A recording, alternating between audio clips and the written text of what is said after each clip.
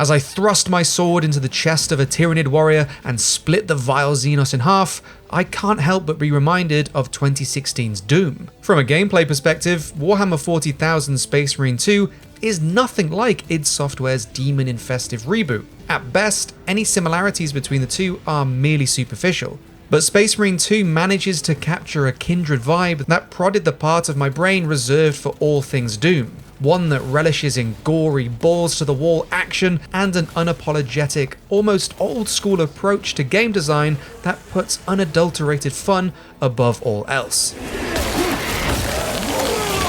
It's a game that clearly understands how absurd, horrific, and over-the-top the whole franchise is. There are flaws, but Space Marine 2 improves upon its 13-year-old predecessor in every conceivable way, making you feel like an Ultramarine as you stomp your way through a fully realized recreation of Warhammer 40,000's grim dark universe.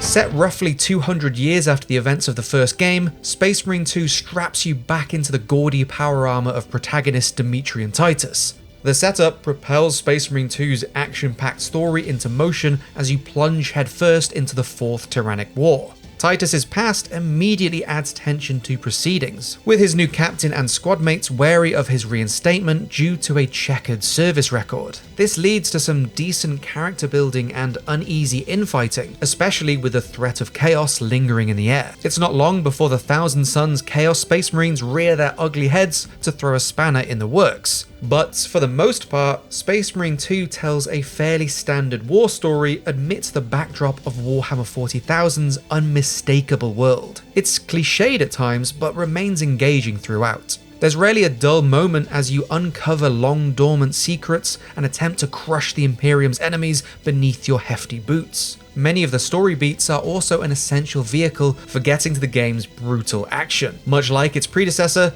combat in Space Marine 2 is a fusion of third-person shooting and hack-and-slash skirmishing. Ripping Tyranids and Chaos Space Marines to shreds is incredibly satisfying, and the savage close-quarters melee combat is more nuanced than it was in the first game. Switching between the two gameplay styles is fluid too, although there is one sticking point I can't help but mention. After playing the retro-inspired Warhammer 40,000 bolt gun last year, the bolter and its variants don't feel quite as special or unique in Titus's hands. Space Marine 2's rendition of the series' iconic weapon is analogous to an assault rifle rather than the rapid-fire rocket launcher it was in bolt gun, so it doesn't quite tickle the same gratifying itch. That doesn't mean it isn't fun to pop skulls from range in Space Marine 2, but the bolt gun isn't as anomalous as it could be.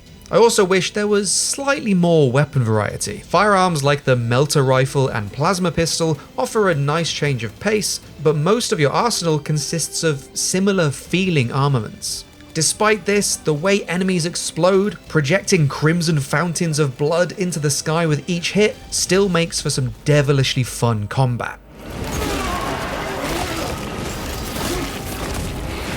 The Ultramarine's bulky blue armor wasn't built for you to sit back at a distance, so you're constantly in the thick of the action, alternating between bolt pistols and the crackling energy of a power sword to thin the herd and eviscerate the more fearsome creatures among the Tyranids' ranks. Developer Saber Interactive built Space Marine 2 on the same proprietary engine it used to create World War Z's zombie hordes, and the result is similarly impressive. It's an awe-inspiring sight to witness a thick throng of the Xenos menace barreling towards you, clambering over each other to scale walls and overrun you with their pure strength in numbers. A chainsword can cleave through these compacted swarms, while ranged weapons are useful for depleting the herde's numbers before you're completely suffocated. The Hormagaunts are essentially a frontline nuisance, impeding your path to more dangerous enemies like Tyranid warriors, zoanthropes, and lictors. These threats are best handled mano a mano,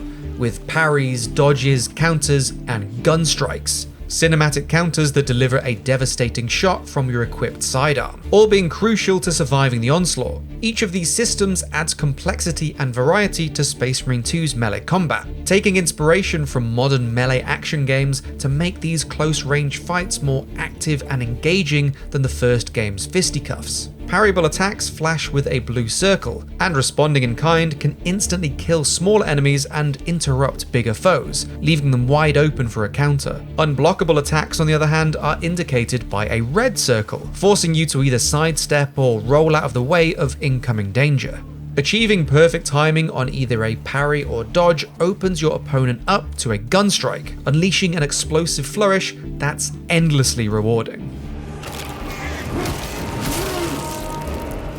Inflicting enough damage on an enemy leaves them vulnerable and exposed to an execution. These visceral killing blows consist of elaborate animations as you tear the limbs from Tyranid warriors and rip the heads off of Chaos Marines.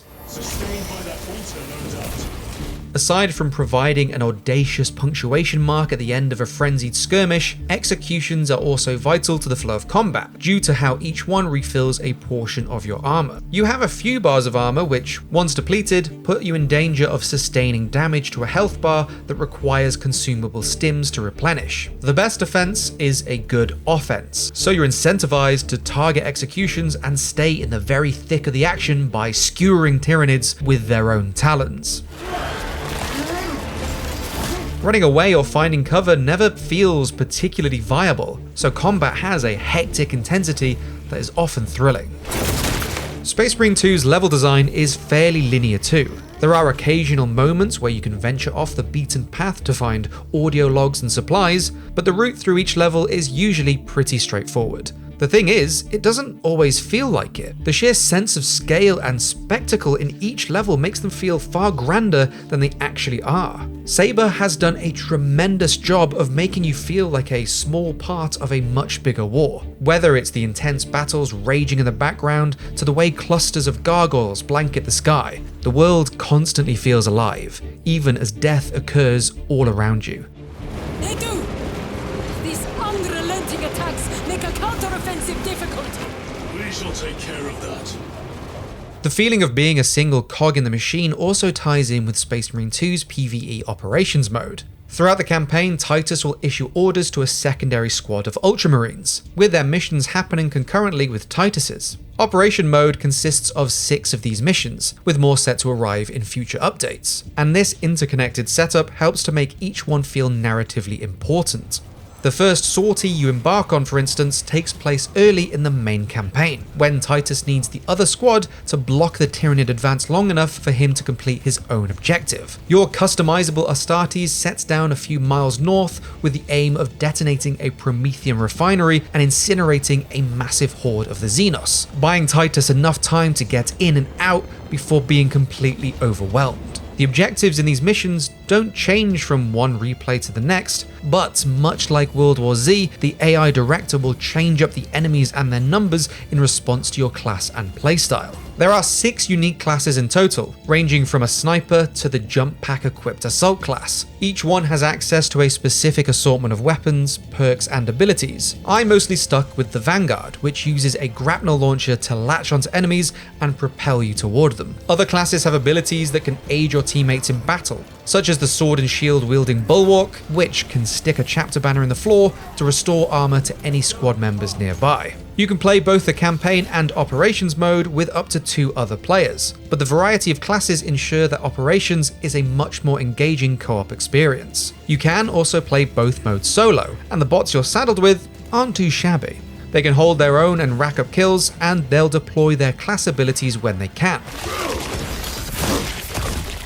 Space Marine 2 is obviously a better game with friends, but it's not a steadfast requirement. One of the other benefits of playing with friends is the unique fashion on display. Each class is cosmetically customizable, with myriad armor pieces and paint jobs to unlock and equip. Some of these are unlocked by achieving a new rank, while others can be purchased with the coins you earn from completing missions. It's cool that you can turn your Space Marine into an Omega Marine, Black Templar, or your own colourful abomination, but the rate in which you earn some of these customization options is painfully slow. The main issue is that the coins you use to purchase emblems and paint jobs are also required to unlock class and weapon perks, forcing you to weigh up whether you want that Imperial Fist emblem more than a firepower and accuracy upgrade for your bolt carbine. It feels like the method for unlocking both should be separate. Warhammer 40,000 Space Marine 2 is a more than worthy successor to the 2011 original. Its brutally gory action is as bombastic as ever, but it's also more considered and tactile, making for a much more satisfying experience. There's not a lot going on outside of combat, and it's overly linear at times. But these flaws are easy to forget when you're charging headfirst into battle against an enemy numbering in the hundreds, furiously fighting against a stunning backdrop that brings the tabletop game to life in all of its grimdark splendor. Space Marine 2 will deeply resonate with Warhammer 40,000 fans, yet it also has enough about it to thrill those who can't tell their Horus Heresy from their Macarian Crusade. The wait might have been long, but it was well worth it.